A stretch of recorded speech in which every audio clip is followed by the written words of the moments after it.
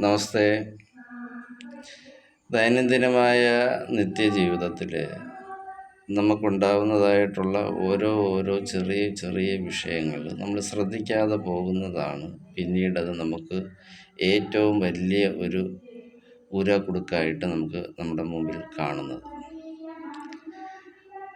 ഹിന്ദു ആചാരപ്രകാരം ഏതൊരു കാര്യങ്ങൾക്കും നമ്മൾ ആദ്യം വിഘ്നേശ്വരനെയാണ് പൂജിക്കുന്നത്. വിഘ്നേശ്വരനെ പൂജിക്കാൻ നേരത്ത് ഗുരു, സൂര്യൻ, ചന്ദ്രൻ, ശനി, രാഹു, ബുധൻ, ശുക്രൻ, കുജൻ, കേതു തുടങ്ങി ഒട്ടനവധി എല്ലാ ഗ്രഹദേവന്മാരുടെയും സാന്നിധ്യം ഈ വിഘ്നേശ്വര ഭഗവാനിലേക്ക് അടങ്ങിയിട്ടുണ്ട്. ഒരു വിഘ്നേശ്വര പൂജ എന്ന നിലയിൽ മാസത്തിൽ ആദ്യവും അവസാനവും അവരവരുടെ സമയസ്ഥിതി അനുസരിച്ച് വിഘ്നേശ്വര പൂജയ്ക്ക് വേണ്ടതായിട്ടുള്ള നാളികേരം,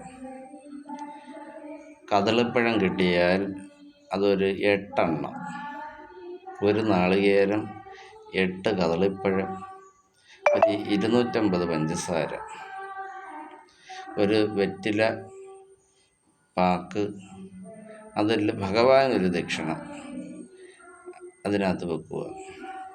അത് കൊയിനായിരുന്ന അത്രയും നല്ലത് തന്നെ. ഒരു താലത്തിനകത്ത് ഇത്തരം കാര്യങ്ങൾ വെച്ച് അതിൻ്റെ മുകളിൽ ഒരു 3 കറുകപ്പുല്ല് പവിത്രം കെട്ടിയത്, 3